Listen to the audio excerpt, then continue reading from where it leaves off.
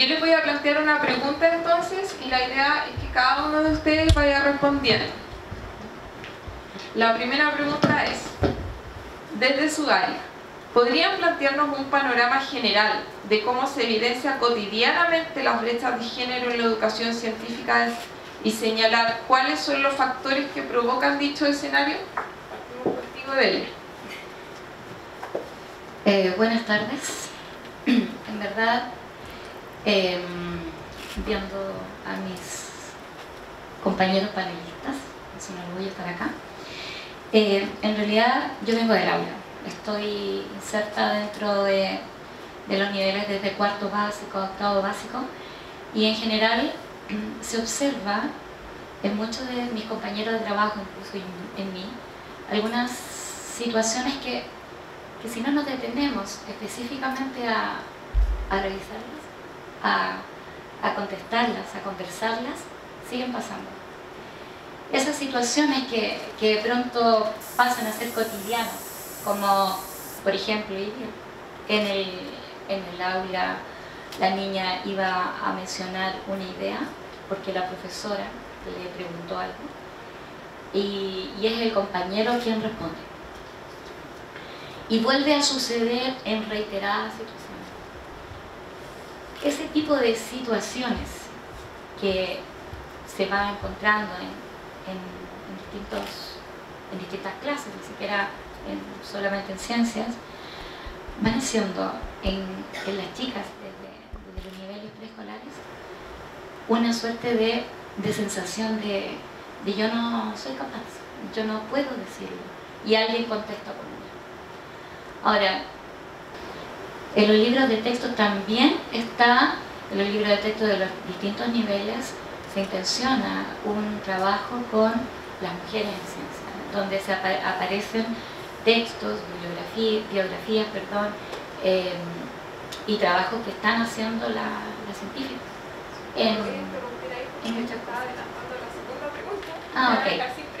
Perdón. Para resumir entonces, desde mi área, cómo se ve y cómo se enfrenta el tema, creo que falta, estamos al terreno. Creo que tenemos que sentarnos los profesores a conversar qué está pasando.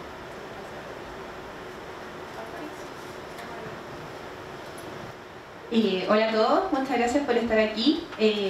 Aprovecho de saludar a los panelistas, me siento orgullosa y bendecida de estar acá ante tantos profesionales expertos en el área.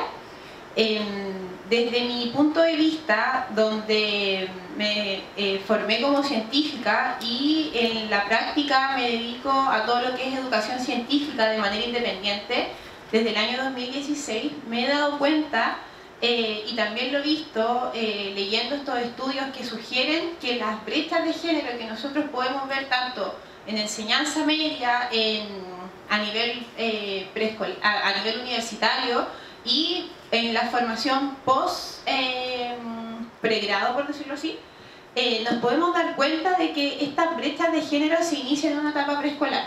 Incluso se sugiere que esto se inicia a los 4 años de edad, debido a 3 factores principales, que son los estereotipos impuestos, que aquí podemos ver una imagen muy gráfica de los estereotipos impuestos. De hecho, esto es una publicidad que salió el año pasado, o sea, hace muy poco, donde recalcan y les damos esta información a las niñas desde lo más básico. O sea, está comprobado y está muy recalcado en diferentes estudios de que la vocación se genera en la infancia y se genera mediante el juego, se construye desde ahí. Entonces, ¿qué pasa si tenemos una imagen como esta, donde gráficamente nos dice que las niñas son para la cocina y los niños son para la ciencia?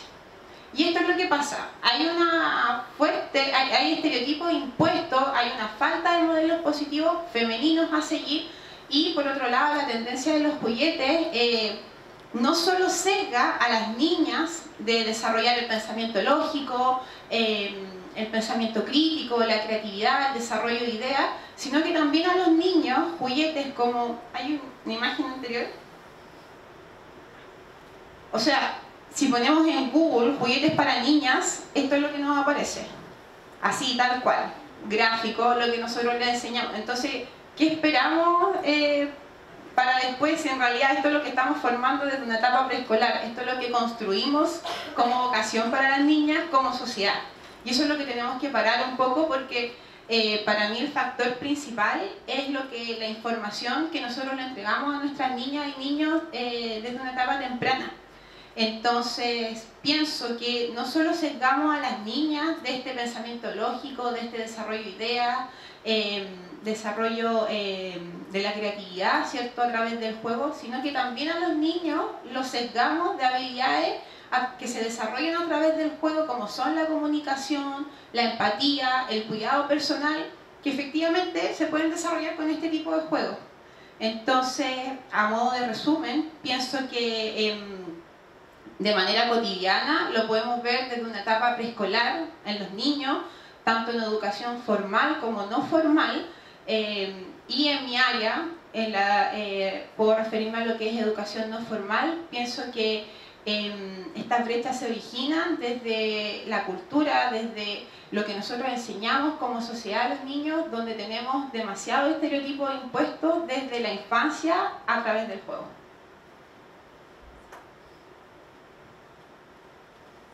Bien, por mientras ahí Natalia coloca alguna imagen de apoyo, bueno, quiero agradecer la invitación, agradecer a Corina, a Valeria y a quienes organizaron esto, a Gabriela, a Natalia, y rescatar primero el por qué me interesó también participar de esta actividad. Creo que hay dos elementos interesantes. Uno tiene que ver porque está organizado desde OLADIC, con un foco en la didáctica, y eso para mí es rescatable, es memorable, así que muy bien ahí, Corina, firme desde la didáctica. Y luego por lo mismo porque el conversatorio está pensado desde la educación científica, o sea, aquí no es solo como venir a discutir sobre el rol de la mujer en la ciencia, sino que desde la obligación que tenemos de reflexionar sobre eso, ¿cierto?, desde la educación científica y desde la formación. Bien, dicho eso entonces, respecto a la pregunta, hay tres elementos que quise rescatar respecto a la pregunta de qué factores podrían provocar estas brechas y qué evidencias encontraba. ¿Ya? Por supuesto que hay muchos más y aquí mis colegas habrán mencionado también y van a mencionar algunas otras. Por una parte, el tema de la invisibilización de aportes de las mujeres, ¿ya?, en el contenido escolar y propio de la disciplina, ¿cierto? O sea, tenemos en biología, química y física probablemente mujeres que han hecho aportes, ¿cierto?, indistintos en cada caso. Y quiero rescatar una noticia que salió hace poco, días atrás, lo vi por Twitter, una fuente súper confiable, pero esto salió publicado en España, en un medio español, en El País, donde rescataban y destacaban que Santillana había creado una nueva plataforma para colocar biografías de mujeres, como un aporte a la formación en la escuela. Entonces, tienes el libro de texto y tienes la plataforma para ver biografías de mujeres.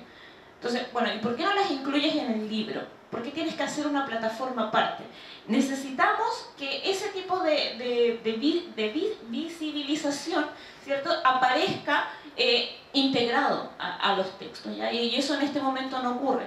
De hecho, es bien fácil encontrar como cuadritos así de casi que notas curiosas, ¿no?, a un costado, una columna donde ahí se dice, ah, y hubo una mujer que en tal año hizo tal cosa. No, o sea, la historia de la mujer y el rol de la mujer en esta historia y desarrollo del conocimiento científico tiene que pasar de ser algo curioso y anecdótico a ser algo propio de la historia. Luego, me salto el segundo momento, la escasa formación de los docentes en temas de género, ¿ya? Esto puede responder, bueno, a distintos temas, ¿no? Hay temas generacionales, los temas de género se vienen discutiendo con mayor énfasis en la última década, es cierto, ¿no? Tenemos muchos profesores en el sistema escolar que no han recibido formación, pero ¿cómo nos hacemos cargo hoy en día de los que estamos formando, de los que estamos comenzando a formar? No hay un consenso tampoco sobre si el género se tiene que ver desde una manera, por ejemplo, transversal en la formación de profesores, o basta con colocar un curso de género dentro de la malla curricular. Es súper distinto el enfoque, ¿no?, de tener una asignatura de género a tener la mirada de género, la teoría, la perspectiva de género integrada en las distintas asignaturas de un programa de estudio. Eso también es bien difícil porque necesitamos que los formadores de formadores se pongan de acuerdo en que esto es un tema, ¿ya? Y creo que ahí estamos, ¿cierto? Todavía dentro de las instituciones hay cierta resistencia. Finalmente, los estereotipos que hay en los propios materiales didácticos, o sea, una cosa es lo invisible, ¿no? Pero en el caso de lo visible, hay estereotipos súper marcados en los libros, y ahí yo rescato esta imagen, quería mostrárselas porque este es un ejercicio de física de un libro súper conocido, todos los que tuvieron cursos de física probablemente lo usaron, y a propósito no puse el encabezado, digamos, el ejercicio, pero quiero que vean la foto y ustedes me digan de qué creen que trataba el ejercicio. ¿Cuál sería el encabezado de ese ejercicio? Perfecto. La primera versión de este ejercicio era lo que tenía que hacer Tarzán para ir a salvar a Jane. Es un ejercicio de conservación de la energía. Pero, bueno, hay cocodrilos abajo, ¿cierto? Después fue variando, fue mutando, y hay una versión del ejercicio que circula por ahí, que es donde Jane tiene que alcanzar a Tarzán. Y el más osado dice que Jane rescata a Tarzán. Pero ha habido por lo menos un progreso, y en las últimas ediciones esto se encuentra. Ahora, eso genera cierta rareza y da risa. Justamente, da risa porque, claro, ¿cómo Jane va a salvar a Tarzán? ¿Puedes colocar la siguiente, por favor? Con esto termino. Este otro ejercicio es la Mujer Maravilla salvando a Superman. Y cuando uno lo plantea, también da risa. ¿Por qué? Es como, o solo es posible porque son superhéroes, o realmente porque no estamos acostumbrados a que sea la mujer quien salve. En los libros de física siempre las mujeres están en situaciones de riesgo y son los hombres los que salvan. Hagan el ejercicio de tomar cualquier libro de física, sobre todo de las de ediciones más antiguas, ya las modernas podríamos entrar a discutir, ¿ya? Pero básicamente esos estereotipos están súper marcados, y así es como nos hemos formado, ¿ya? Y estamos formando todavía. Gracias. Hola, muy buenas tardes. En primer lugar, yo quiero agradecer a Corina esta invitación. A mí me parece que justamente es auguriosa esta oportunidad porque nos permite desde la academia denunciar la violación a los derechos humanos. En segundo lugar, quisiera decir que celebro con ustedes los 3 años del observatorio y la felicito, ojalá que cumplan mucho más. Y tercero, quiero decirles de dónde participo, porque yo no soy científica, menos investigadora en ciencias, soy profesora de educación física. Que si bien es cierto, tenemos una formación científica, la verdad es que fundamentalmente voy a hablar desde mi profesión, o sea, ser profesora. En tránsito, yo creo, porque es una búsqueda permanente a ser educadora. Yo quisiera, en términos generales, responder esta pregunta diciendo 3 cosas. En primer lugar, el panorama general que observo en educación en el país, y fundamentalmente en el tema de la educación universitaria, es que creo que no bastan retoques de maquillaje. Necesitamos transformaciones profundas que toquen el corazón de la época, el corazón de las universidades y por lo tanto el corazón al sistema educativo del país. ¿Qué quiero decir con esto? Al afirmar que basta de maquillaje me refiero al reciente anuncio que apareció hace días atrás en los medios de comunicación y donde se dice, anuncia, comillas, que los rectores firmarán inédito pacto para avanzar en igualdad de género. Y en este contexto, comillas, los planteles se comprometerán a que el 40% de los cargos directivos sean ocupados por mujeres en 3 años. Yo diría que más que inédito es paradojal, un contrasentido, porque la paradoja de los acuerdos de porcentaje no resuelve la complejidad de nuestra realidad que nos afecta, en este caso, la educación. Vinculo este acuerdo con las palabras de Leticia, Pamela y Claudia, de la Pontificia Católica Valparaíso, quienes afirmaron en una reciente publicación del Consejo Rectores lo siguiente: esto que se ha dicho y que se ha publicado es reconocer, sí, el 40%, pero al mismo tiempo asumir, bajo la forma de una concesión a las minorías, esta exclusión, transformándose ese gesto del acuerdo, en una condición de excepcionalidad y no de paridad. Lo que implica que este tipo de concesiones no permiten la profundización de los derechos de las mujeres ni la democratización en el país, en tanto no modifican las lógicas de relación en la sociedad. Ese es uno de los puntos. Y yo me voy a la educación. ¿Cuáles son las lógicas, por lo tanto, de relación a nivel del sistema educativo? Tengo la convicción que las transformaciones no se resuelven acordando una cifra, sino que es a partir de la autotransformación para avanzar en la cotransformación de las estructuras arraigadas en nuestra forma de ser y habitar el planeta. De ser y habitar nuestro lugar, de ser y habitar la escuela, de ser y habitar la educación científica, la educación en general. Por otro lado, en el estudio sobre participación femenina en programas de CONICET 2007-2016, elaborado por el Departamento de Estudios y Gestión Estratégica de CONICET, se señala que, comillas, si bien la tendencia de la tasa de adjudicación de hombres y mujeres es similar, al realizar la comparación específica para cada año existen diferencias entre estas de 1 a 6 puntos porcentuales en los años de análisis. Durante los años 2007 y 2010 se presentan las mayores diferencias estadísticamente significativas a favor de los hombres. Se detectan también diferencias significativas en los años 9, 13, 14 y 15, pero de menor magnitud. Bueno, y termina con un número que a pie de página es la letra chica de los acuerdos. Me llama la atención en la letra chica que señala lo siguiente. Estos motivos pueden ser muy variados y no es conveniente sacar conclusiones apresuradas.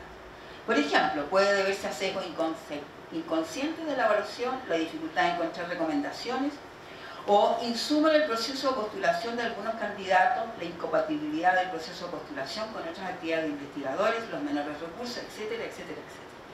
No es el objetivo de este informe indagar en qué motivos son los más probables. No es el objetivo de este informe. ¿Y entonces cómo pretendemos avanzar? Ya Valeria al inicio de esto hablaba al respecto. Si a partir de estas cifras no se profundiza en el estudio, de modo de comprender lo que acontece, me parece que se adolece en este sentido de lo propio de la ciencia, explorar lo indescifrable e indagar en la complejidad del fenómeno, lo que implica la recursividad de la pregunta. Y me pregunto, en el sistema de educación formal, ¿enseñamos a los niños a la recursividad de la pregunta? He aquí un primer desafío para la educación científica: despertar la conciencia, estar despiertos y despiertas frente a la complejidad sistémica del mundo y de nuestra naturaleza. Porque como se dice en la educación prohibida, yo creo que un documental que todos ustedes han visto, dice, comillas, la educación sigue siendo lo mismo, útil para que la cultura siga siempre siendo igual. Es un adiestramiento. ¿Cómo nos enfrentamos a las dificultades?, pregunta uno de los protagonistas. No lo sabemos, no nos enseñaron. La escuela tiene que ser un banco de experimentación, un banco de posibilidades. Es decir, debemos educar científicamente.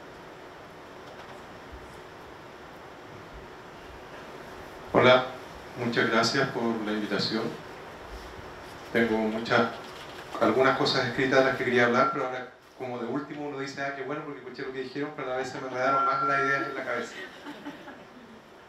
Primero, algo creo que no es menor, y es bueno que se está tocando en cierta forma, es ¿por qué estoy acá?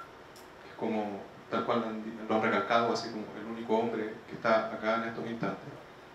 Y la verdad es que mi educación yo creo que es totalmente machista. Tengo una familia que no tengo hermanas ni primas, una prima, una tía, todo el resto somos hombres, tengo 3 hijos. No hay por dónde como que yo dijera, pero ¿cuál es el nexo por el cual finalmente a uno le empieza a preocupar algo como esto? Dejo esa primera pregunta. Luego voy a los números que creo que son más feos que los que han nombrado en este rato. Yo soy doctor en física y la verdad es que me centré, dada la pregunta, en física directamente. Miré unas tablitas de Estados Unidos que siempre son un poco más transparentes, y en esas tablitas de Estados Unidos me di cuenta que los doctores, magíster y licenciados en física, en porcentaje, el número de mujeres más bajo que en biología, química, astronomía, matemática, y solo es comparable, un poquito más bajo solamente que en ciencias de la computación. Hablamos del 20%, o sea, del 20% de doctores en los últimos 5 o 6 años son mujeres, del 20% de los magísteres en física son mujeres, del 20% de los licenciados en física son mujeres. O sea, es bastante extremo. Luego fui, eso está, uno se mete y la página de la APS de Estados Unidos aparece, o sea, información que uno la encuentra en 5 minutos. Luego uno dice, bueno, ¿cómo será en Chile? Y fui a la Sochifi. Y me sorprendí bastante bien, o sea, me sorprendí harto y de forma positiva porque la Sochifi también tiene datos. En la Sochifi encontré que la Sociedad Chilena de Física, todo esto, la Sochifi, se fundó en el año 65 y había una mujer fundadora. Lo cual dije, oh, qué bueno. Pero lo malo es que hasta el 2013 fue la única mujer que había. Desde el año 1965 hasta el 2013 solo una mujer en la Sociedad Chilena de Física. De ahí empezaron a aparecer más mujeres. Y tenían una estadística de entre los físicos que tenían una definición para físicos, que estaban ejerciendo, etcétera, que tenían algún tipo de formación, tenían porcentajes. Entonces hablaban de que en el año 1995 el 14,4% de todos los físicos eran mujeres, eran físicas. El año 2018 era el 13,6%. O sea, prácticamente lo mismo. No había habido ningún cambio desde el año 95 al año 2018, lo cual me sorprendió. Después, en donde sí era positivo, en la región de Valparaíso, el año 95 el 3,8% eran físicas y el año 2018 el 19,2%. Entonces, por lo menos, estamos hablando de un 20%. Ojo, que son números súper chicos, ¿ya? Pero hasta ahí todavía no era tan sorprendente como de donde yo vengo. En la Universidad Técnica Federico Santa María está el Departamento de Física, en donde en estos instantes tenemos una académica y 25 académicos, que ya van a ser 26 lo más probable. O sea, hablamos de un 4%. Después tenemos entre investigadores jóvenes y asociados. Investigadores jóvenes tenemos 3 investigadoras y 13 investigadores hombres, que es del orden de un 23%. Y luego entre investigadores postdoctorales, 3 mujeres, 10 hombres, del orden de un 30%. ¿Ya? Ahora, ¿por qué lo doy en ese orden? Porque yo estoy convencido que el factor más grande es el abuso de poder. O sea, creo que el tema de derechos humanos que tocó acá es real. O sea, yo miro y digo, ¿por qué entre académicos hay menos que entre investigadores postdoctorales? Porque los académicos son los que tienen más poder dentro del departamento. Por lo tanto, mientras más poder es el nivel en la pirámide, mientras más vamos subiendo, vamos viendo que hay menos mujeres. Mientras más abajo, ahí sí pueden aparecer más mujeres. Porque, bueno, son cargos que tienen menos poder. Entonces, primera cosa que a lo mejor puede ser, no sé, fuerte, para mí el factor grande es el abuso de poder. Por lo tanto, lo que uno debe hacer, y aquí discrepo con lo que dijo con la cuota, con el tema de cuota, es cuando yo me presento frente a un universo en el cual tengo que discutir y si hay un 4% es una pura mujer, ¿cómo uno entra a discutir como que esto fuera un problema? Pues el orden cero. ¿Por qué va a ser un problema? Además, justificación viene siempre dado desde el punto de vista curricular. O sea, es un tema curricular, no hay ningún problema, insisto. Es simplemente que los hombres tienen mejor currículum que las mujeres. Esa es como la respuesta habitual. Entonces, es como, yo veo que es más grave, el asunto es más grave que los números que dio Valeria en un principio, porque uno se enfrenta en un grupo de poder en el cual, primero, de corazón, no hay ningún problema de ser puros hombres y una pura mujer, número uno. Por lo tanto, lo que uno tiene que hacer es entrar a la reflexión de si eso es o no es un problema. Que, como muy bien dijo, derechos humanos, yo creo que es como uno debería decir eso. ¿Cómo puede ser esta segregación tan grande? O sea, ¿cómo no me va a llamar la atención siquiera? No llama la atención, porque es por currículum, siempre va por concurso abierto. Ahora, la última vez, y estos números la última vez que traté de discutir esto, me dijeron, pero es que en realidad, como muy bien dijo, como científicos, nosotros deberíamos pensar y decir cuál es el porcentaje de mujeres físicas y ver si es que estamos por arriba o por debajo de ese porcentaje. Si estamos por debajo de ese porcentaje, puede que tengamos un problema. Si estamos por arriba del porcentaje, estamos súper bien. Entonces, la verdad es que yo digo, bueno, pues comparado con quién, siempre a uno le gusta mirar a Estados Unidos, y la verdad es que en Estados Unidos un 20% son doctoras, de los doctores, 20% son mujeres, y nosotros tenemos 4% de académicas. O sea, me parece pésimo, un número muy, muy malo. Por lo tanto, desde el punto de vista de los factores fuertes, yo creo que hay que entender que, tal cual con las palabras que ocupó, hay una lógica de relación dentro de la sociedad, que en la sociedad científica, en específica la de los físicos, que es la más machista, digámoslo así, es la más machista de todas las ciencias, de acuerdo a las estadísticas que estaba viendo. Esa relación es la que es natural que el número de hombres sea mayor, basado esencialmente en que el currículum de los hombres es mejor que el de las mujeres. Eso es como el primer golpe fuerte, la verdad, que uno se empieza a enterar cuando empieza a discutir, y digamos, una cosa es lo políticamente correcto, de lo que uno puede decir hacia afuera, y otra es cuando uno empieza a preguntarle a los colegas, ¿pero qué opinan de esto? Ante una respuesta de ese tipo, la verdad que ahí es donde viene mi discrepancia. Establecer una cuota es como la primera herramienta que yo veo y como la única que me asegura, porque la otra sería como, es un poco feo esto, pero un poco como jubilar a la mayoría y empezar a traer gente que tenga una lógica de relación de sociedad diferente. Y eso yo creo que, eso sí que es difícil. Pero la verdad, creo que es más grave el problema desde el área de física. Creo que la sociedad de física o los físicos en general son más machistas todavía de lo que es la sociedad, que ya es machista. Por lo tanto, dejo ese punto ahí y siempre creo que la cuota de género es como el primer paso, porque si no, prácticamente ni siquiera nos damos cuenta de si eso es o no es un problema tener tan pocas mujeres. Muchas gracias por su respuesta. Ha sido todo muy interesante y desde las distintas áreas, lo cual yo creo que hace también mucho más entretenido el conversatorio. Le quiero recordar a nuestro público que tienen unos papelitos en donde ustedes pueden anotar las preguntas que quieran hacer.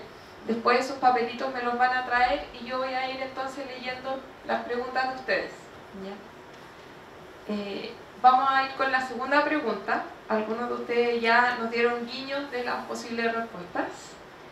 ¿Cuáles acciones se podrían desarrollar en las escuelas y universidades para promover el interés y posible inserción de niñas y mujeres en ciencia? Entonces partimos en el mismo orden con él. Independiente de los resultados que acabamos de escuchar, la pregunta que aflora, ¿cómo hacerlo? ¿Cómo llegar al aula? ¿O cómo llegar, por ejemplo, desde mi área a poder cambiar muchísimas cosas? Yo creo que he tenido la experiencia afortunada de sentarme con profesores a conversar distintas situaciones que marcan nuestra práctica. Participo en un grupo de reflexión docente. En la medida que los docentes y los profesores somos invitados a decir lo que está pasando, a tomar riendas sobre ciertas situaciones, ciertas palabras, ciertas conductas que pueden gatillar en una situación gravísima para los estudiantes, creo que marca el sentido, marca la diferencia. Pienso que en la medida que un docente, sea de cualquier nivel, de básica, prebásica, párvulo, hasta el nivel universitario, si no nos damos cuenta de el error que podemos estar cometiendo, saltándonos cierto momento que fue quizá un antes y un después para una niña, pienso que, o para un niño, creo que el tema de poder reflexionar sobre eso, para mí es creo que es una de las claves. Sin embargo, dentro del aula, dentro de la escuela, no sucede tan libremente, no sucede tan abiertamente, tan fluidamente este tipo de discusiones. Más bien las discusiones que están gatillándose en la escuela son cuestiones como más hacia los números, hacia los resultados, etc.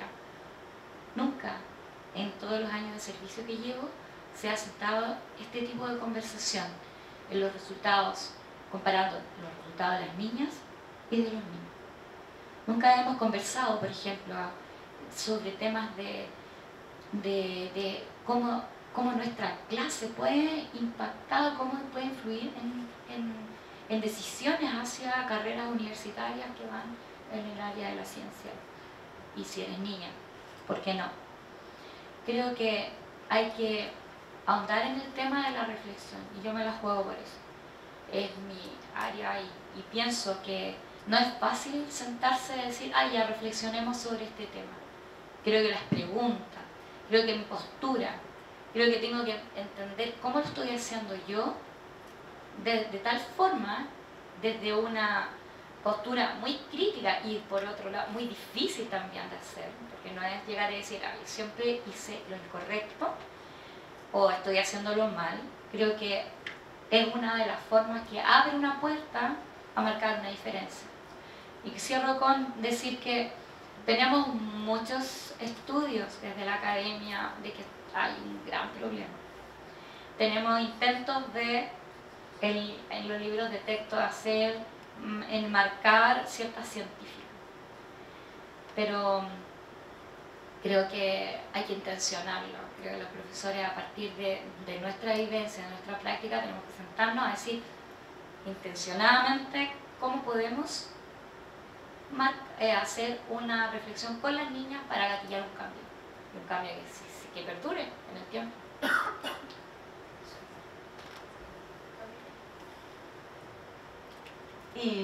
Voy a tomar un poco las palabras de mi colega.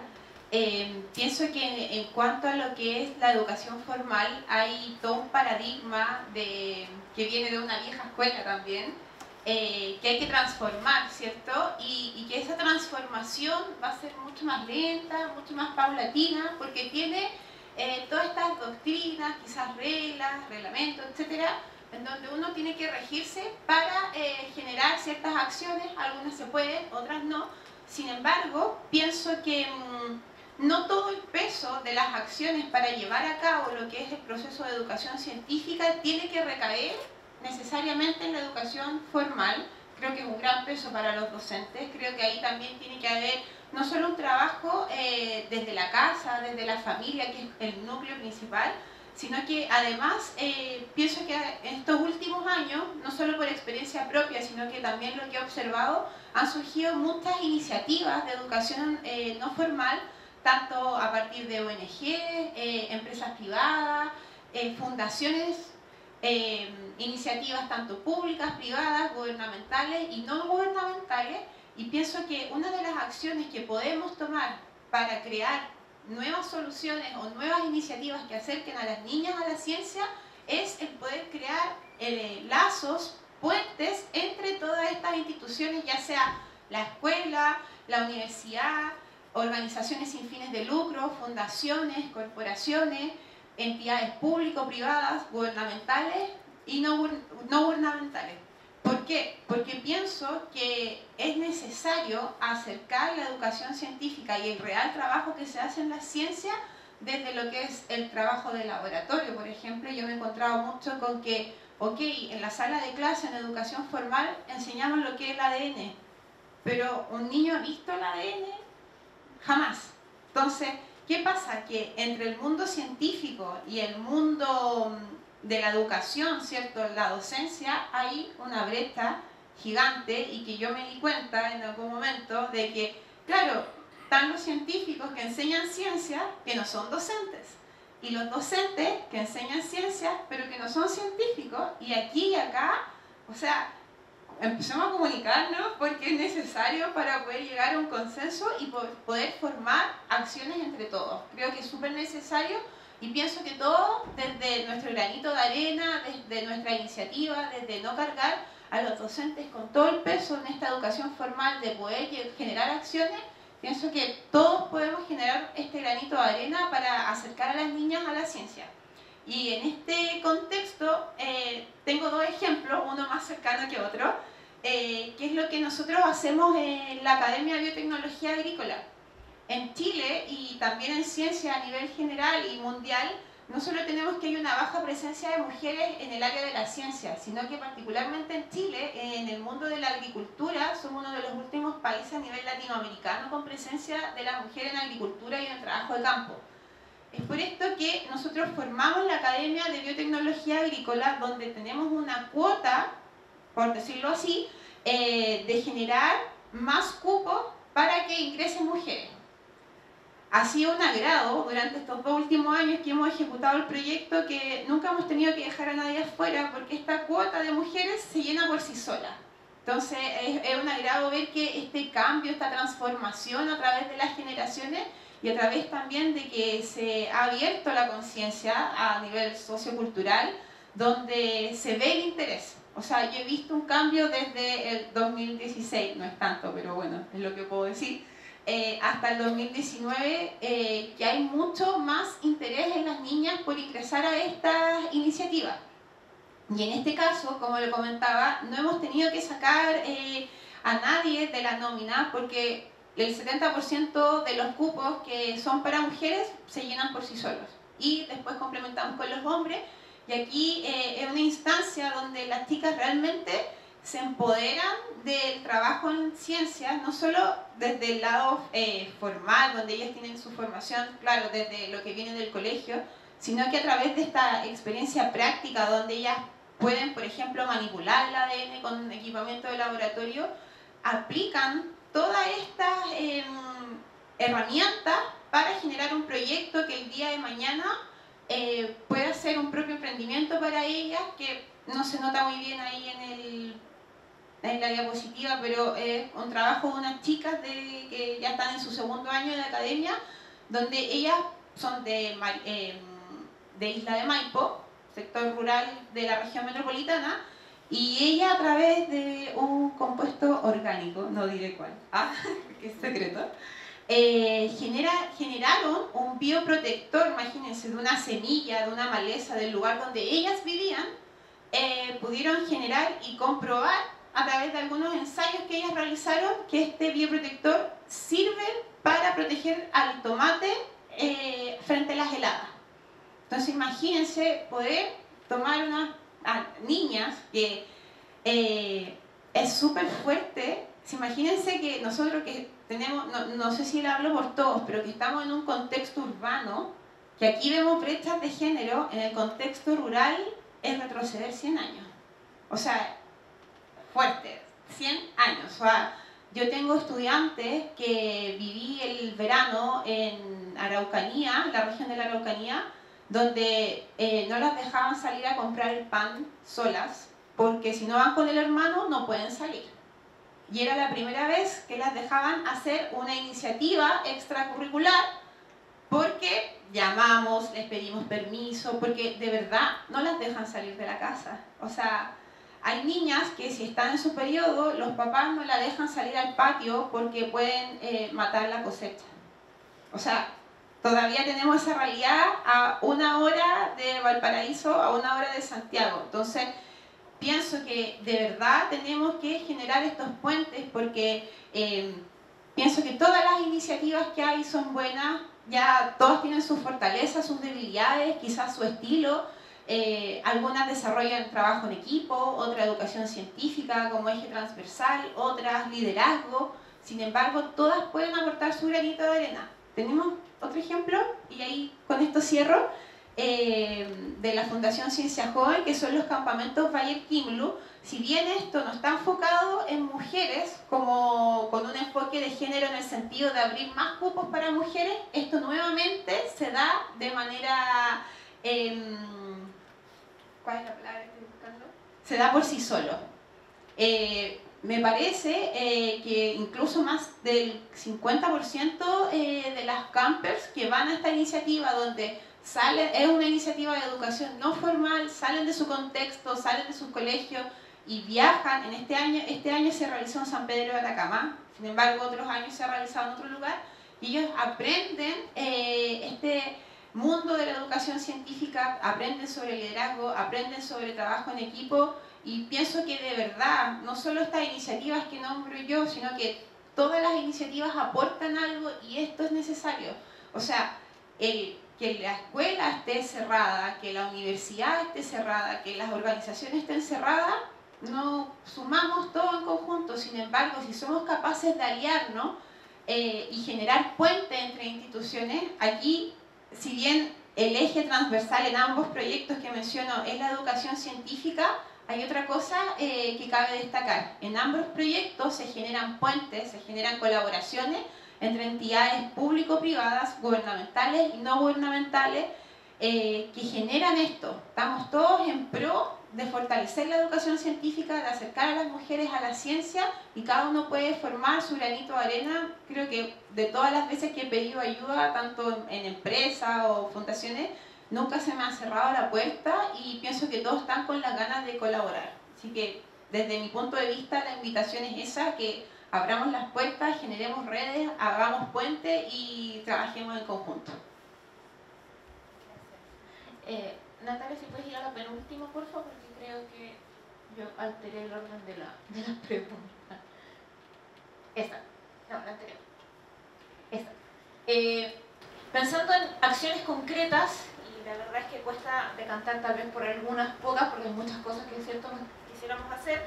Desde el trabajo que nosotros venimos desarrollando, este concepto de democratizar el aula, democratizar la escuela, me parece interesante como una propuesta, en el sentido de pensar, por ejemplo, el aula como un entorno que ante todo es social, un espacio que es social, que permite que se genere intercambio de ideas, y que en ese sentido entonces necesitamos potenciar mucho más la participación femenina dentro del aula. Esas imágenes que están ahí las puse, porque bueno, no son de un aula, pero son de una escuela. Pensemos la escuela tipo, ¿no? Cuando nosotros mismos estábamos en el colegio, ¿quién usaba el patio? Era para jugar a la pelota. ¿Y quiénes jugaban a la pelota? O sea, claramente las niñas no podíamos jugar a la pelota que quisiéramos, ¿cierto? Entonces, hay una idea que ya en varios países se ha hecho, que es transitar a ese otro tipo de patios de escuelas. Patios con juegos colaborativos que invitan en el fondo a que todos los niños por igual puedan hacer uso del espacio y a la vez compartir entre sí. Si ese mismo ejemplo lo llevamos al aula, qué lindo sería entonces poder desarrollar metodologías y actividades dentro del aula en cada una de las distintas asignaturas, donde niños y niñas puedan trabajar por igual e incentivar un diálogo por igual. ¿Ya? Por eso la idea de la democratización, y que tiene que ver con incorporar metodologías que potencien el aprendizaje colaborativo, que potencien el aprendizaje activo. Acá la Santa María en eso ha sido pionero a nivel universitario, la verdad es que a nivel escolar estamos muy en deuda todavía, y que también responde, vuelvo al punto de la necesidad de la formación docente, ¿no? Tenemos que, en algún punto del círculo tenemos que romper, ¿no? Al aula es cierto que es difícil entrar.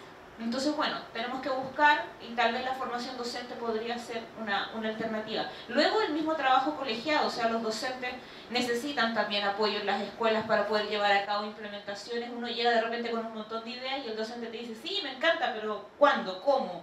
¿No? Se tiene que desarrollar un trabajo colegiado en ese sentido. Y finalmente la siguiente, por favor. Esto me perdonará lo ordinario del gráfico, pero son datos que terminamos de transcribir ayer, entonces todavía tengo el Excel abierto aquí en el computador. El tema es que hay un concepto que nosotros venimos investigando en este último tiempo, que tiene que ver con la autoeficacia, ¿no? Que es esta percepción que tienen los y las estudiantes respecto a cuán capaz son para poder hacer algo, ¿no? Alguna tarea. Particularmente nosotros nos enfocamos en la autoeficacia en física, pero también se puede, ¿cierto?, medir y abordar en las otras áreas. Hicimos un test, aplicamos un test que ha sido validado, y nosotros hicimos una validación aquí a nivel local, digamos, con profesores de enseñanza media, y lo aplicamos a estudiantes que participaron de una escuela de verano de física. ¿Ya? O sea, la élite, la crème de la crème de los colegios, en Santiago mayormente, fue región metropolitana y sexta región, que participaron con nosotros. Y también nos pasó que la cuota de género no fue necesario, digamos, usarla, se nos llenó inmediatamente, fue genial. Y bueno, y en esta muestra hay particularmente 40 mujeres y 41 hombres, ya que aplicamos este test. Y a pesar de que se ve súper feo y parece más ruido que otra cosa, en realidad lo que quiero destacar es que, si bien la percepción de autoeficacia de estos estudiantes anduvo dentro de un rango similar, que era lo que nosotros esperábamos, porque son niños y niñas a los que les gusta la física, o sea, ¿quién destina tiempo de su verano para ir a estudiar física, ¿cierto?, en una universidad? O sea, realmente eran niños y niñas súper comprometidos. Pero lo que nos llamó la atención es que los puntos más bajos en cada curso, esto fue octavo, primero medio y segundo medio, ¿ya? En cada curso los puntos más bajos son los resultados de autoeficacia, en el fondo más bajos, fueron de mujeres. Entonces, aun cuando tenemos grupos con gente y con niñas, ¿cierto?, que están muy motivadas e interesadas por la física, por la matemática, todavía la percepción de autoeficacia es más baja en ellas que en sus pares, ¿no? Entonces esto nos genera una señal de alerta, porque en el fondo pensemos en extrapolar esto. O sea, esta era un grupo de elite. ¿Qué es lo que pasa en el aula real, donde tal vez tenemos un estudiante o una estudiante a los que les gusta la física y la matemática? Probablemente en biología y en química no sea tan terrible. Yo creo que física es el peor de los casos, ¿ya? Entonces, por eso les quería compartir estos datos, porque aunque estén así de feos, digamos, nos dan una señal interesante de que ahí hay un nicho que tenemos que seguir abordando. El cómo, dentro de esta idea de democratizar el aula, las metodologías, etcétera, ¿cierto?, podemos contribuir a mejorar indicadores tan importantes como esta percepción de autoeficacia de nuestros estudiantes. Bueno, antes de responder completamente lo que yo tenía escrito, me gustaría comentar algunas cosas que me parecen tremendamente interesantes desde la perspectiva, en este caso, de la educación física. El tema de autoeficacia que tú tomas, y lo que señalaba la profesora al comienzo, decía, yo no soy capaz, y no ella, no la alumna, yo no soy capaz y otro lo hace por mí. Desde ese punto de vista hay una realidad integral de la persona, que encarnamos la incapacidad y lúdicamente los roles. Y eso se aprende, yo diría, en gran parte en las clases de educación física. ¿Ya? Cuando se hace diferencias entre que las niñas tienen que hacer tareas más simples, como saltar a pie juntos, y los varones tienen que pasar por medio obstáculo, ¿ya? Y muchas otras cosas. Y evidentemente que en el patio las niñas aprenden a estar por los alrededores y los varones en el centro. Y eso uno lo ve cuando los estudiantes llegan a primer año de educación física, ¿ya? Entonces yo diría que, querámoslo o no, somos seres integrales, entonces eso se encarna. El pensamiento se encarna y se hace realidad, y la emoción también. Por otro lado, lo que quisiera decir, que coincido plenamente contigo también, que democratizar el aula y la escuela, y el tema de la colegialidad, que está bastante, digamos, ausente en las escuelas por distintas razones. Y mi respuesta justamente tiene que ver de cuáles son las acciones que se podrían hacer en las universidades y en las escuelas. Tiene que ver en primer lugar con lo que tú planteabas, con tu pregunta inicial, que es justamente cuál es el sentido de aquello que hacemos, cómo lo hacemos y por qué lo hacemos. Entonces, desde ese punto de vista aparece un concepto muy interesante, que hay dos tipos de aprendizaje y por lo tanto dos tipos de enseñanza. Uno que es el aprendizaje explícito, es decir, lo que declaramos como profesores que vamos a aprender o enseñar, y hay otro aprendizaje que es el implícito, que es el que no se dice, que corresponde al currículum oculto y que tiene que ver con el cómo nos relacionamos con los estudiantes, las estudiantes, y cómo ellos y ellas se relacionan con nosotros y cómo se relacionan entre ellos y ellas. Ese justamente es una de las acciones que yo quiero proponer, en términos generales, porque más que la educación científica, yo hablo de la educación por mi, digamos, por mi profesión. A mi modo de ver, es desmantelar aquellas barreras invisibles del currículum oculto. Ese que no lo explicitamos, pero que está presente. Y que justamente explican toda esta terminología, incluso mis experiencias personales, respecto a, ¿no es cierto?, que un tiempo atrás se decía que la letra con sangre entra. Se nos pegaban coscachos, no. Hacían pellizcón y qué sé yo. Y realmente uno no aprendía el contenido explícito, aprendía lo implícito, el cómo el profesor se relacionaba con uno. Y por lo tanto entonces aprendía a odiar esa materia. Y por supuesto odiaba a la persona que la impartía. Entonces, yo quisiera proponer como acción aquellas barreras, que desmanteláramos aquellas barreras invisibles del currículum oculto, del doble estándar, de la indecisión, de la evitación y la vergüenza aprendida a preguntar. Prácticas sociales que conllevan un conjunto de actitudes y valores que afectan los aprendizajes implícitos. Relacionados, porque querámoslo o no, esto tiene relación con la construcción de la identidad de los niños, las niñas y los jóvenes, y de nosotras mismas. Y por tanto, ¿por qué no decirlo? También en las universidades, en los espacios universitarios también se da el aprendizaje implícito. Entonces, tempranamente aprendemos a callar, no a guardar silencio para la escucha activa. Aprendemos a sobrecogernos para escapar del miedo a la vergüenza de preguntar, que no me vean. Aprendemos a acatar órdenes, más que a explorar, ensayar y errar, probar y probarnos, que es lo propio, digamos, de la investigación científica y de la educación científica, creo yo. Son todas consecuencias del currículum oculto que coloca en primer plano el aprendizaje con la negación de nuestro ser curioso, reflexivo, respetuoso, solidario, no competitivo, colaborativo, entre otras potencialidades de nuestra naturaleza. Junto al desmantelamiento del currículum oculto se trata de aprender a movilizar, por lo tanto, ¿qué? Un conjunto, yo pienso, de talentos que los tenemos, ¿ya? Entonces hay que mediar para que salgan a la luz. La confianza, la base de las relaciones, la solidaridad, la voluntaria estima por las personas, incluso por el que está más lejano, la empatía, el respeto a la diversidad, algunas de las características que nos demanda el mundo contemporáneo. Sin embargo, pienso que no basta enumerarlas. La verdadera búsqueda es su encarnación, ¿ya? No basta. Ayer una alumna universitaria me decía que se calle quizás mi boca y que mi cuerpo y todo mi ser pueda encarnar lo que me está pasando. Entonces, y caracterizarnos por todo aquello que nosotros estamos señalando. Y no es fácil, es una búsqueda permanente, esto de ser consecuente, íntegro. Aquello que nos llena y da sentido a nuestra vida y a nuestra tarea de educadores.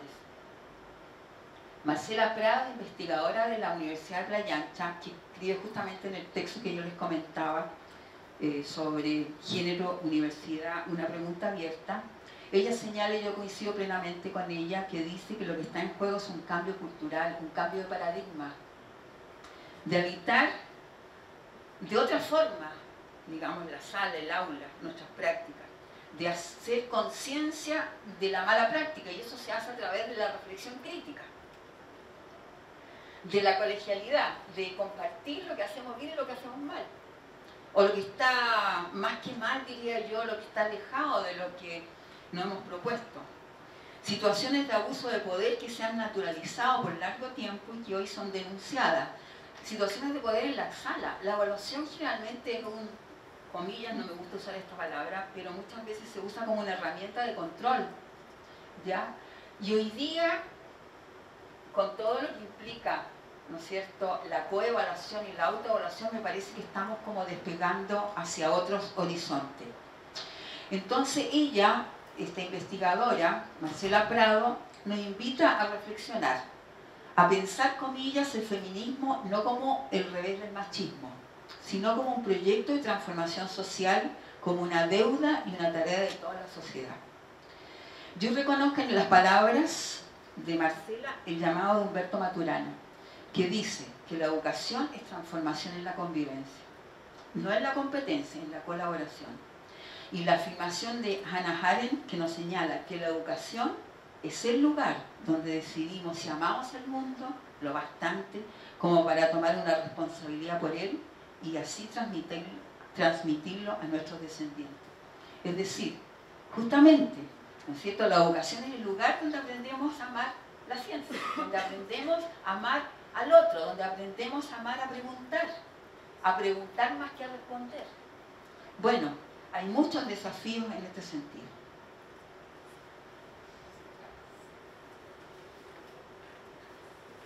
Hay varias frases y palabras que acaba de decir que yo creo que son fundamentales en esta discusión.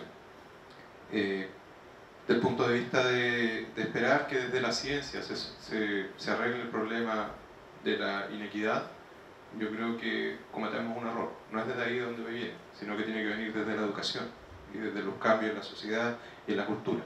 Hace poquito leía una opinión de, no recuerdo el nombre, una dama que ganó el premio de matemáticas, como el Nobel de matemáticas. Y dentro de las opiniones que me llamó la atención, ella hablaba de que de alguna manera había que desmitificar esto de que solamente desde la perfección se podían lograr avances en la ciencia. ella decía que había que entender que desde la imperfección, comillas, desde la imperfección se podía avanzar igual. Entonces siempre hay una cosa de elevar a los premios nacionales, a los premios Nobel, elevarlos por sobre todo el resto de las personas y escuchar lo que ellos dicen. Y lamentablemente son en general los más machistas de todos. Por lo tanto, yo creo que desde ahí no es de donde viene la solución, sino que la solución viene de la educación y todas estas frases que acaba de decir, yo creo que por ahí va más bien la cosa, de colaborar en vez de competir. El punto de cómo uno de la educación llega hacia una sociedad más justa. Eso en donde uno está más bien es en la didáctica. Por eso que también caemos de nuevo en Oladic y la importancia de esto. Desde mi práctica en el área de didáctica, en donde Valeria me ha enseñado mucho ahí al respecto, me he dado cuenta que hay ciertas metodologías que permiten visualizar las malas prácticas y esta reflexión que uno tiene que hacer, ¿cierto? De darse cuenta de qué es lo que uno hace que termina impactando negativamente en las niñas y también en los niños, porque hay que entender eso también. O sea, de alguna forma, si uno no educa a los niños en que esto no es lo correcto, no creo que estamos perdiendo una parte grande. Voy a ejemplificar súper claro como yo lo veo. En un curso de física de electricidad y magnetismo, en donde con Valeria hemos estado implementando metodologías de clase activa, hay que realizar trabajo colaborativo. En el aula, uno tiene habitualmente 30 alumnos, arma grupos de 3, y hay una norma que en un principio nos dio como norma Hugo Larcón, que nos dijo no pongan menos de 2 niñas en cada grupo. Porque en la práctica lo que va a ocurrir es que los compañeros la van a ignorar, así, en pragmático, la van a ignorar y no van a escuchar, no van a dejar que ella dé su opinión, etc. Ya uno en un principio replicaba eso de forma, yo creo que a lo mejor medio inconsciente, hasta que pasó el tiempo, yo lo tenía asumido, pero no me daba cuenta que el resto de profesores que se iban sumando lo sabían, y un semestre me encuentro con una niña que voy caminando a la clase y ella me habla y me dice: profesor, sí, este curso me ha gustado y todo, le iba bien, así que tampoco era como para tener que ella me lo dijera con algún otro motivo, sino simplemente por comentar. Me gustó porque el pasado no me gustó. Y el pasado también tenía metodología activa. Y yo le digo: ¿pero cuál fue el problema? No, es que en ese grupo trabajé con 2 niños y en el curso de ahora trabajo en un grupo con 2 niñas y un niño. Entonces en el otro no me dejaban nunca dar mi opinión, no me dejaban expresar, no me dejaban escribir en la pizarra, se trabaja en pizarra, una pizarra por 3 alumnos, y en cambio ahora no, ahora como que se sentía bien porque ahora sí su opinión era considerable, porque eran 2 mujeres y un niño. Entonces ahí como que de repente uno dice: chuta, de veras, esto que a lo mejor en un principio uno lo hacía y lo replicaba nomás, empieza a darse cuenta de los efectos adversos en el caso de no cumplir esta norma. Luego yo hablaba con los estudiantes de este semestre, les comentaba exactamente esto mismo, y yo les decía que si ellos, porque en este curso, este semestre, ahora tengo 27 hombres y 3 mujeres, y armé los grupos y quedaron las 3 mujeres en un grupo. Entonces les explicaba, les decía: esto ocurre por culpa de los hombres, porque si ellas quedan solas con 2 hombres, su opinión no va a ser escuchada. No van a permitir ni que dé su opinión, ni menos, si se equivoca, la van a crucificar, me imagino. Entonces es responsabilidad de nosotros como hombres, no responsabilidad, sino que es culpa de nosotros como hombres, que como pasamos a llevar de esa forma a las mujeres, que ahora tenemos que protegerlas prácticamente. Y es como es el concepto, protegerlas en un grupo de ellas solas, para que puedan realizar su práctica en un aula, en donde deberían, no deberían tener ningún problema, se supone. Deberían poder realizarla bien, de dejarla que se equivoquen, que acierten, que hagan toda la práctica que uno tiene que realizar en un curso normal.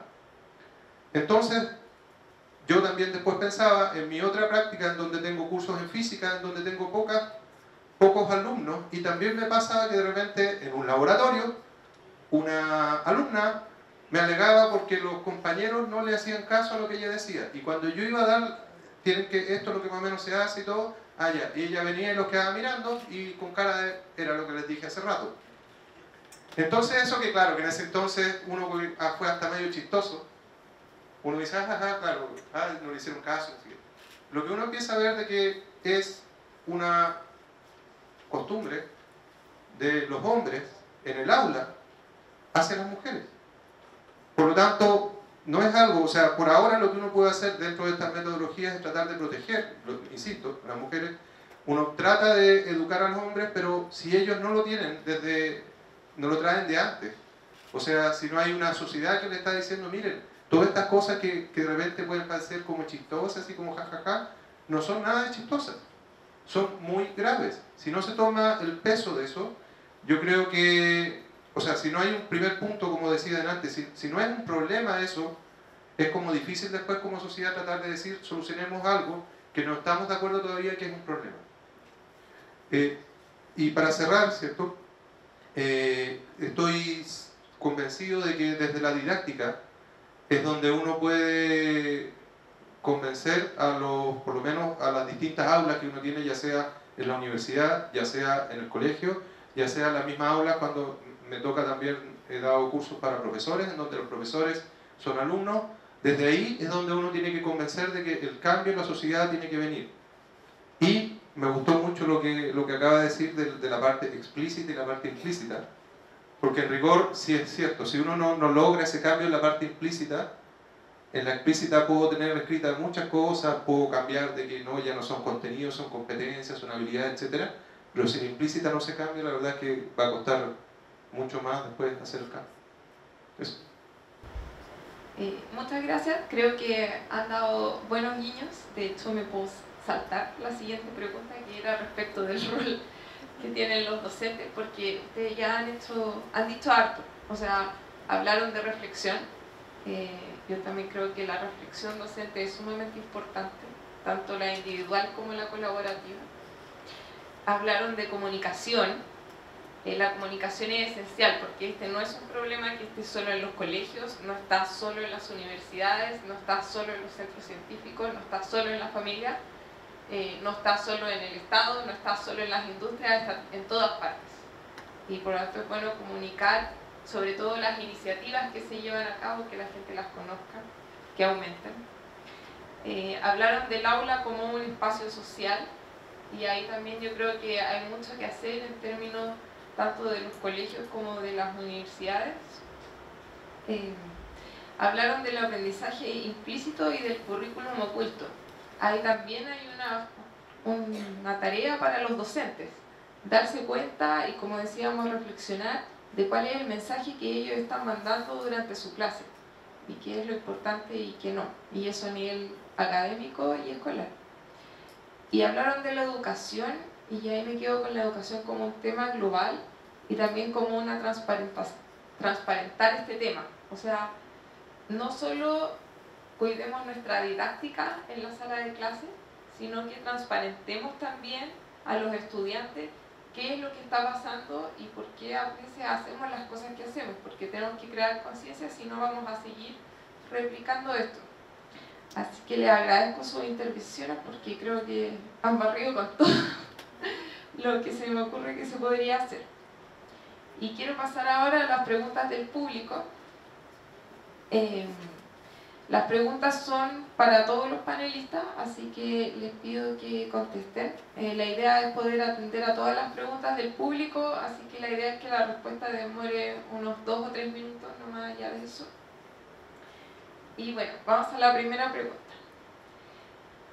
¿No creen ustedes que a las mujeres realmente no les interesa tanto ser científicas? Y si fuera así, ¿cómo podríamos motivarlas a que ellas realmente quisieran ser científicas?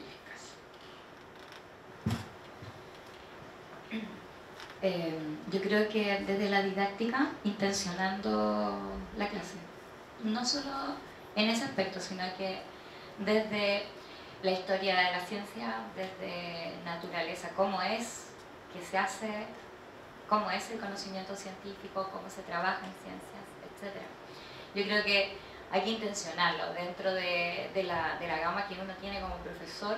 Puede modificar el currículum, lo puede adaptar, lo puede mover, pero sí o sí tiene que existir un momento en donde le digamos a nuestros estudiantes, nuestro objetivo hoy día es hablar de la mujer en ciencias, por ejemplo, o de la visión del científico, la visión que tenemos respecto a cómo es el conocimiento científico, etc. Si se hace en forma tan escondida, como que salga en algún momento, se demora mucho más. Yo creo que hay que hacer unidades en donde se intencione específicamente esta problemática.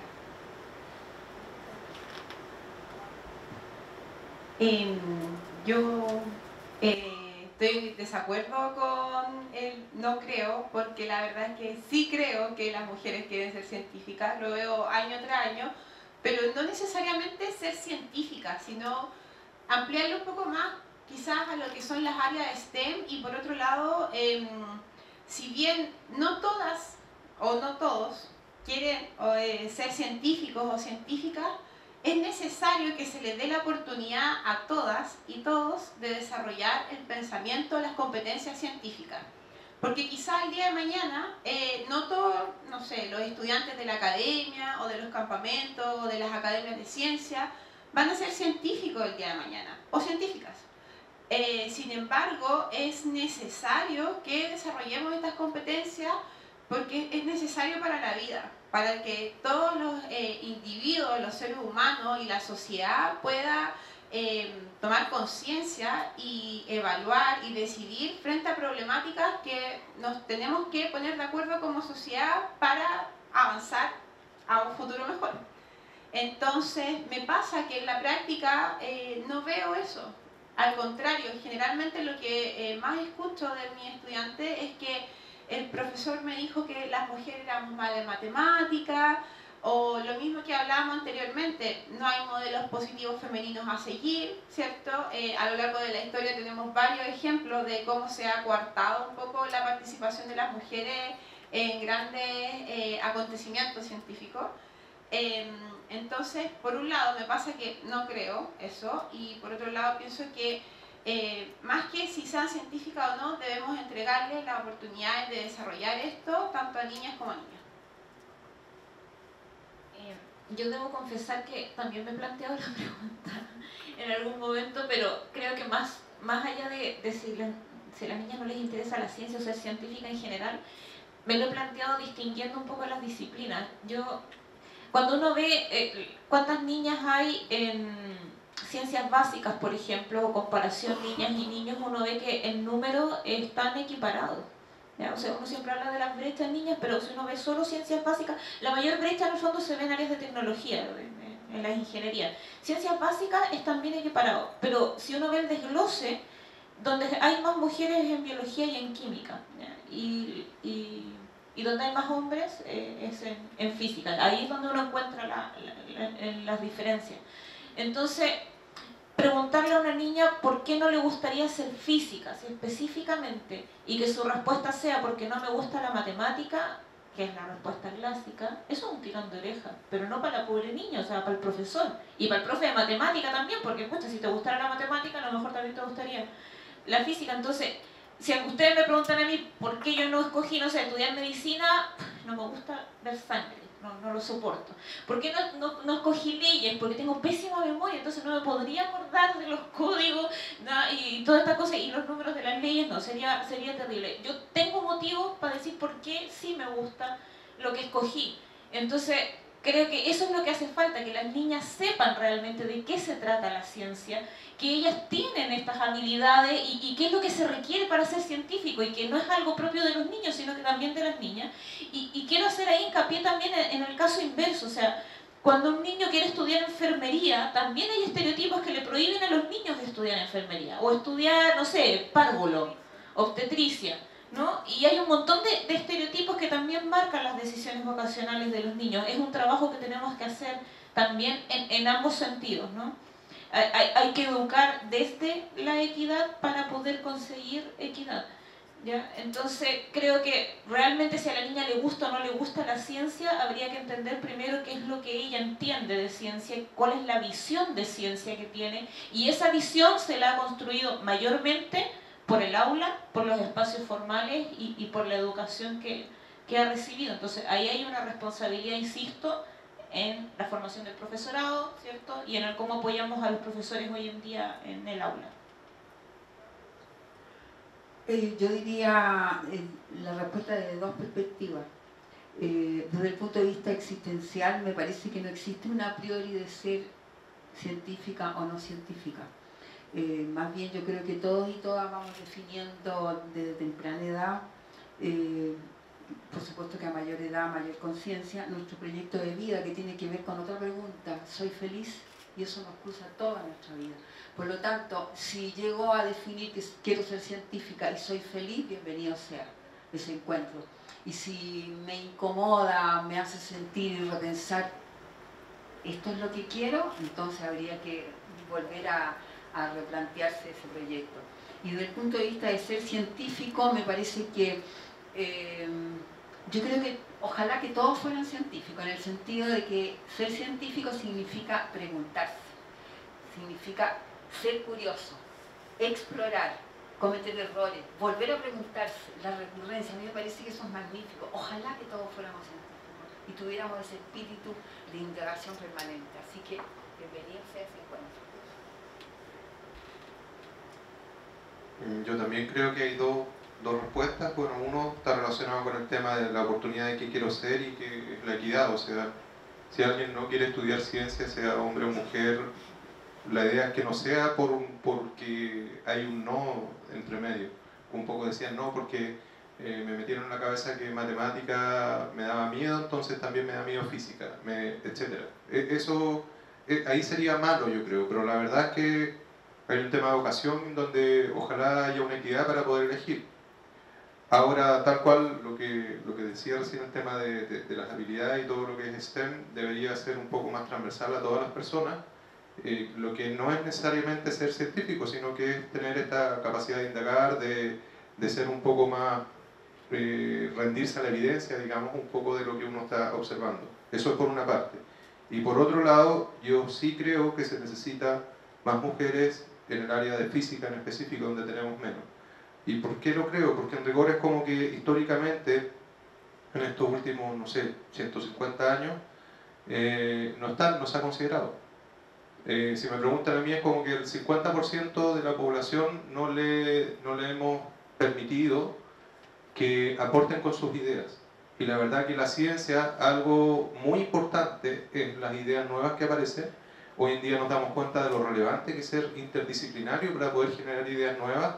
Entonces, desde ese punto de vista, que siga siendo mayoritariamente de hombres, es como cortar una mitad, de decir, no, solamente vamos a avanzar para este lado. Pero por ese otro lado ni siquiera sabemos si se puede avanzar o cómo se puede avanzar. Por lo tanto, desde el punto de vista de optimización del avance de la ciencia, creo que es necesario, por lo menos en física, que existan más mujeres físicas trabajando. Y por lo mismo, ¿qué es lo que yo creo que podría cambiar un poco al respecto?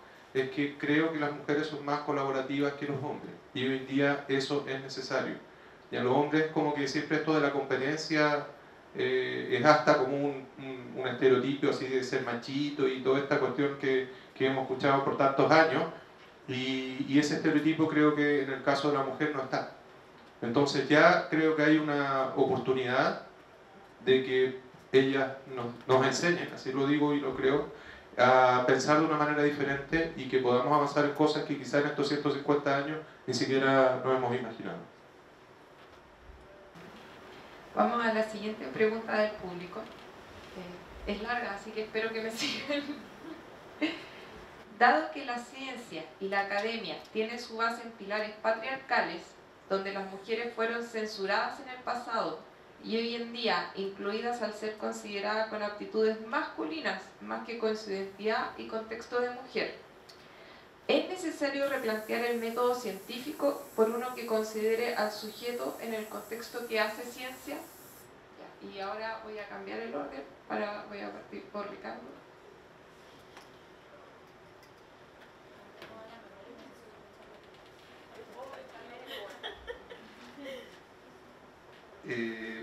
Súper difícil la pregunta porque en rigor, así como yo lo veo, es si es que esto no hubiera sido así, ¿cómo sería? Es como una cosa de ese tipo. Lo que uno pudiera imaginarse es que en rigor a lo mejor hay ciertas bases como el método científico, que en su mayoría fue desarrollado por hombres. Entonces quizás el día de 100 años más, si se logra cambiar esto, no me extrañaría de que hubiera algún otro tipo de métodos, alguna otra cosa diferente. Como lo dije un poco antes, respondiendo, es que a lo mejor en estos 150 años, o que más o menos de desarrollo, ¿cierto?, hemos perdido una forma de pensar, hemos perdido un montón de ideas simplemente porque sí. Por lo tanto, no me extrañaría si es que, bueno, ya va a estar muerto, pero en 100 años más uno se enterara que a lo mejor esta forma del método científico era una manera, no estoy diciendo que esté mala, sino que era una forma de avanzar y existen otras formas también de avanzar. O sea, eso sería... Me imagino que no solo va a ir por el lado de la ciencia, sino también por el lado de filosofía y de plantearse la historia y la filosofía de la ciencia en conjunto. A ver, no sé si entendí la pregunta, pero yo pienso de que... ¿Ah? Ahí está, ya. Bueno, yo diría que más bien, más que método científico, yo sugeriría de ampliarse al paradigma cualitativo, de modo de levantar aquellas voces de los sujetos que nos tienen que decir algo, sobre todo los escolares, los estudiantes, que entrar en el aula, que es la caja negra, entrar en el laboratorio, que también es la caja negra, de manera de poder hablar desde allí. No solamente, ¿no es cierto?, aquel investigador neutral, por así decirlo, aséptico casi, que controla todas las variables, que también es necesario, pero yo por eso digo que lo complementaría con el paradigma cualitativo, nada más. Bien, bueno, si es que entendí la pregunta, también se las paso por si la quieren leer. Yo creo que la pregunta también tiene que ver, desde donde la plantean, con la propia visión de ciencia y por ende de método científico, ¿ya? Porque la primera parte no la discutimos, hay bases patriarcales, estamos todos de acuerdo en eso, pero creo que justamente esta manera de pensar que la ciencia tiene solo una forma de hacerse, que es lo que uno a veces desde la didáctica también tratamos de romper, no hay una sola manera así como método tal cual científico, ¿cierto? De alguna forma requiere repensar un poco esta idea de ciencia en el sentido de comprender que la ciencia ante todo es colaborativa. La ciencia es un proceso de construcción que es colaborativo, es un proceso social y se construye sobre la base de un trabajo conjunto, ¿ya? Es cierto que todos tenemos en la cabeza esta idea del científico loco encerrado en su casa o en su oficina, que todavía los hay, por supuesto, ¿ya? O sea, pero es cierto que hay gran parte de trabajo del científico que es, y de la científica que es de reflexión y es individual, pero aun cuando nos vayamos a estos contextos históricos y pensemos en las historias de grandes científicos y científicas, había correspondencia, claro, se demoraban un año en recibir de vuelta el paper, digamos, ¿no? Con la retroalimentación, ahora vamos un poco más rápido, pero siempre hubo esta intención de comunicar, ¿ya? De comunicar resultados, de avanzar y de cómo mi investigación se nutre de los resultados de otro investigador. El desarrollo de la física no hubiese sido lo mismo sin el desarrollo de la química, por ejemplo, ¿ya? O sea, la invención de la pila fue crucial para poder avanzar en el electromagnetismo, por ejemplo. O sea, hay una idea de ciencia colaborativa que no está bien, no quiero decir transmitida, pero que no está bien construida, podríamos decirlo así. Entonces, en ese sentido, atendiendo a esa visión, creo que es importante resaltar los roles y los aportes que tanto hombres como mujeres pueden dar por igual al proceso de hacer ciencia, donde se resaltan no solo los conocimientos, sino que también las habilidades, ¿ya? Y cuáles son las habilidades que se requieren hoy en día para poder hacer ciencia de manera colaborativa. Si cambiamos esta visión, claramente vamos a poder cambiar las maneras como entendemos este proceso de hacer ciencia y cómo logramos que realmente se haga ciencia entonces. Bueno, por mi parte, para complementar lo que dicen acá los colegas y las colegas, en ciencia todo es dinámico, o sea, el conocimiento científico que se genera, la didáctica, las metodologías, etcétera, no es absoluto, sino que va en constante cambio a medida que se va generando nuevo conocimiento. O sea, de manera personal, a mí me pasó que estando en el centro de genómica y bioinformática, me fui de postnatal, volví y todo lo que sabía estaba obsoleto. O sea, el secuenciador que era lo top ese año, después de un año ya no servía y era como hay que ocupar eso para secuenciar ADN, ubícate, estaba obsoleto. Y lo mismo pasa con todo, o sea, esto es un aprendizaje constante, es un crecimiento constante.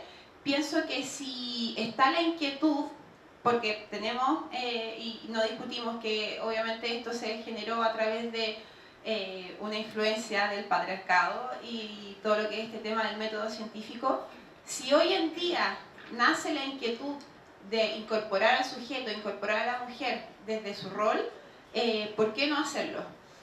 No me arriesgo 100% a que sí es necesario, pero no me cierro, porque la ciencia es eso, es reinvención, es dinámica, y pienso que así como a Francisca le nace esta inquietud de modificar esto y de incorporar al sujeto, pueden haber muchas más mujeres que también están con la misma inquietud y quizá el día de mañana hay una reformulación de esto mismo, quién sabe. Cerrarnos creo que es limitarnos a aprendizaje. Quizá yo lo voy a hacer como un ejemplo para poder después cerrar. El otro día estaba precisamente tratando de derribar la brecha de qué es lo que es un científico. Los niños en cuarto básico habían hecho un dibujo del científico y luego de que lo hicieron hicimos un plenario en donde miraron cuáles eran las tendencias y casi todos efectivamente hacían varones con pelo pelado. Y viene siendo siempre y reiterativamente lo mismo. Aunque hace unos años, ahora, ya están las niñas siendo más científicas. Pero ese día me disfracé, me vestí como Alicia Hoffman. Entonces yo les pedí a los niños, cuarto básico, que imaginaran que estábamos en el bosque y les había puesto como música. Entonces yo salí de la sala y volví con muchos libros, con un gorro y me hice la personificación de la Alicia Hoffman. Y les pedí, les conté más o menos mi historia, les traje el libro porque yo quiero que ustedes lean el libro, venía con ecología del agua, etc. Entonces más o menos les conté como la historia y yo era yo. Fue increíble cómo los niños me fueron haciendo preguntas. Preguntas como, por ejemplo, ¿usted trabaja sola? Y las respuestas que les fui dando, bueno, aparte que les preguntaba qué es lo que creían ellos, no, yo creo que usted no puede trabajar sola porque si no se va a perder en el bosque, por ejemplo.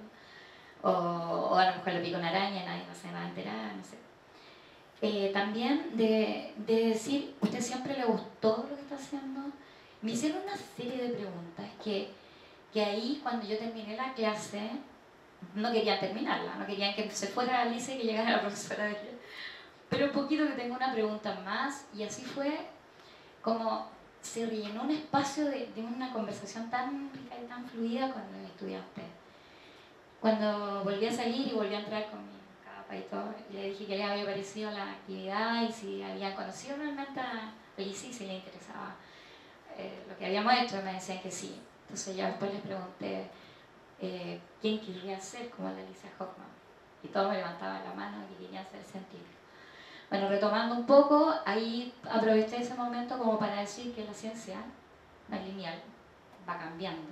Bueno, igual las preguntas que le fui haciendo fueron en esa línea, que tampoco está hecha solo por una persona, es un común de gente que está trabajando y que se basa en el conocimiento anterior y que efectivamente nace por un interés de querer hacer las cosas. Yo creo que ese granito de arena que puede uno aportar como profesora, en alguna medida, que todos podemos hacerlo, que podemos hacer ciencia, va dándonos luces hacia un ciudadano alfabetizado científicamente, para tomar una decisión, como cuidar la naturaleza, por ejemplo, en el caso de la Alicia. Gracias, Delia. Gracias por la respuesta. Les voy a leer la última pregunta y con ella quiero invitarlos a que hagan la última reflexión de este conversatorio. ¿Ya? De todas maneras, después, si hay más preguntas del público, podemos seguir conversando afuera, eso no lo duden. Pero para invitarlos a hacer la reflexión, entonces me tomo de esta pregunta, que me parece muy interesante. En el 2018, el Consejo de Rectores se tomó una fotografía luego de discutir temáticas de género. Paradójicamente, en dicha imagen no había ninguna mujer. Mi pregunta es, ¿cómo lograr fortalecer el empoderamiento de la mujer en las áreas de STEM si los que toman las decisiones no incluyen una visión femenina? Y aquí de nuevo voy a partir por Ricardo para después quedarme con el micrófono.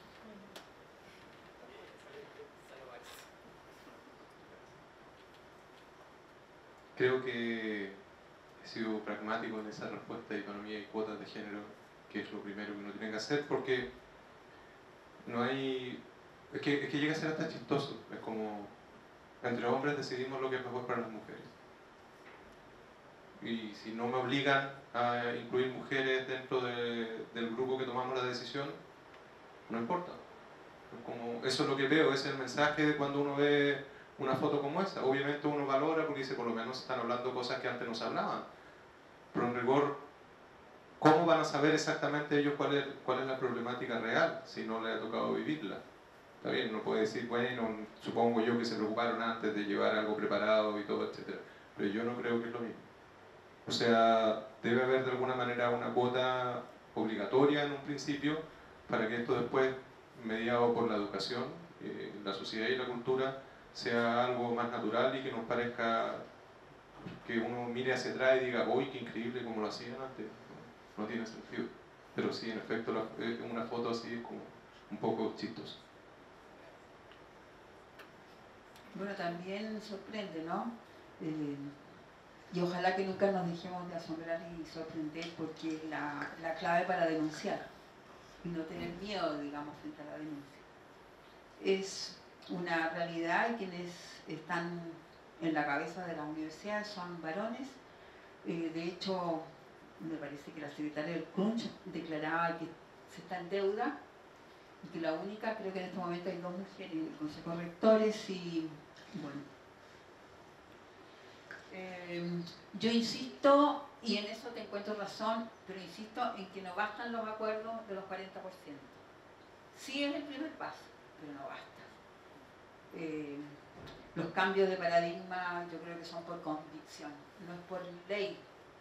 Si no, preguntémonos lo que pasa con el tema de la convivencia. Eso no cambió, el bullying sigue en la escuela. Entonces, es por convicción, es por la autotransformación, cuando uno realmente, evidentemente tú tienes razón, de que hay que vivir la experiencia. ¿Ya? La verdad es que yo veo complejo y no pierdo la esperanza, pero creo que hay que empezar por casa, por uno mismo. O sea, y de cuestionarse. Y por lo tanto decir, doy posibilidades a cuando estoy con mujeres que tomen decisiones también, o las hago sentir no capaces para que ella me sea el lugar de que yo sea el que tome la decisión. O sea, es un tema de educación. Y por eso que falta mucho que hacer, pero la única forma es denunciando, siendo consecuente, creo yo, no es fácil, y no teniendo el temor, no teniendo temor. Sí, estoy convencida de eso. Bien, yo quiero agradecer la pregunta, encuentro que es la gran pregunta, una de las grandes preguntas que todavía nos hacemos. Y al respecto, a ver, quisiera resaltar algunos puntos. Primero, para mí, este acuerdo, por ejemplo, de las universidades, de los rectores, de un 40-60, para mí eso no es equidad. O sea, si vamos a hablar de equidad, pongamos cuotas y que sean cuotas 50 y 50. ¿Ya? Eso es lo primero que yo cuestiono. ¿Por qué 40? No sé cuál es el concepto de equidad detrás del 40, ¿no? Ahora, frente a ese anuncio, hubo varias reacciones y, por ejemplo, había algunas que decían, bueno, que ahora por obligación se va a tener que cumplir esta cuota del 40 con mujeres y como que todas las mujeres que van a aparecer en estos altos cargos va a ser porque son mujeres. Y entonces cuestionaban, ¿y dónde está el mérito de eso? O sea, como si dentro de las mujeres o de la categoría ser mujer o criterio ser mujer, digamos, no hubiese mérito. O sea, obviamente uno vas a postular o vas a acceder a estos cargos porque hay también un mérito y que es el mismo sistema de competición que entre hombres también debería se da, ¿no? asumiendo que hay transparencia en estos procesos. No vamos a discutir de eso, pero digamos, ahí hay un tema. O sea, las mujeres que hagan uso de esta cuota, digamos, lo van a hacer por mérito también, pero debería ser un 50%. Y finalmente, a mí, yo también estoy de acuerdo con Ricardo en cierto sentido de que imponer cuotas tensiona. ¿Ya? O sea, es un primer paso esta idea que siempre repetimos de equiparar la cancha, ¿no? Igualar la cancha. Ok, la cuota nos permite tensionar, pero también soy de la idea de que la cuota no puede ser algo impuesto, o sea, debería ser algo lógico. O sea, no deberíamos estarnos cuestionando si debe o no debe haber cuota. O sea, lo lógico sería que, por equidad, ¿cierto?, tengamos siempre igual número de mujeres y de hombres. Y vuelvo a insistir, es tanto para los casos en que hay pocas mujeres y necesitamos más, como en aquellos casos donde también hay pocos hombres y también necesitamos más. ¿Ya? Y creo que ahí retomar esta idea del rol importante que tiene la didáctica y haciendo un guiño con lo que nos convocaba con este conversatorio, pero entendiendo la didáctica no como el hecho de hacer clases distintas, que a veces esa es la noción que uno tiene en la didáctica, entender la didáctica como un cuerpo de conocimiento, como un espacio que nos permite investigar sobre la propia práctica y por ende sobre nuestros propios estereotipos. ¿Ya? O sea, nosotros necesitamos, por ejemplo, en la formación de profesores, darle herramientas a los profesores para que sepan evaluar su práctica. No esta práctica que vas a hacer 3 meses al colegio, sino que el evaluar tu práctica, el cómo tú concibes la educación, el cómo tú transmites un discurso, el cómo los estereotipos están marcados en este discurso. ¿Ya? Entonces, en ese sentido, y haciendo guiño a lo que decía la profesora, necesitamos que haya una educación real desde la equidad para que la cuota tenga sentido y no se vea precisamente como algo impuesto. Les voy a pedir disculpas a Delia y a Camila porque tenemos que cerrar aquí y ya ha sido un poco expansivo el evento. De todas maneras, las dejo súper invitadas para que después comentemos más horizontalmente con la gente que vino.